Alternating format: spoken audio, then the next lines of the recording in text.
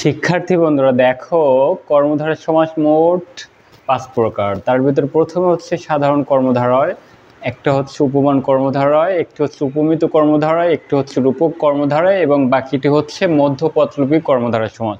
আজকের এই ক্লাসে আমরা কর্মধারয় সমাস সম্পর্কে যতগুলো প্রশ্ন আছে সবগুলো আমরা সলভ করার চেষ্টা করব। প্রথমে দেখো সাধারণ কর্মধারয় সমাস।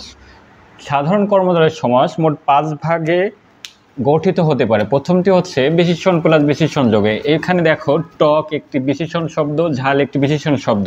এরকমভাবে দেখো হৃষ্ট বিশেষণ, পুষ্ট বিশেষণ, সহজ বিশেষণ, সরল বিশেষণ। এরকমভাবে দেখো শান্ত শিষ্ট। এরপর দেখো নীল লোহিত, মিঠা কড়া, বাধা ধরা, চালাক চতুর, কাঁচা মিঠা, সুস্থ সবল, দিনমুখী, গণ্য মান্য, দিনহীন, কঠিন কোমল। এরপর দেখো বিশেষণ প্লাস বিশেষণ যোগে।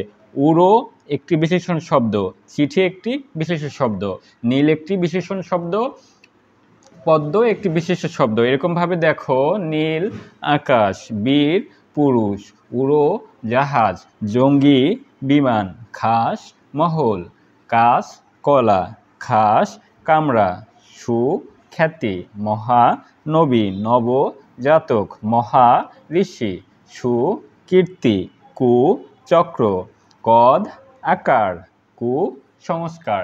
এরকমভাবে দেখো বিশেষ্য প্লাস বিশেষ্য যোগে। উকিল একটি বিশেষ্য শব্দ, সাহেব একটি বিশেষ্য শব্দ, গুরু একটি বিশেষ্য শব্দ, দেব একটি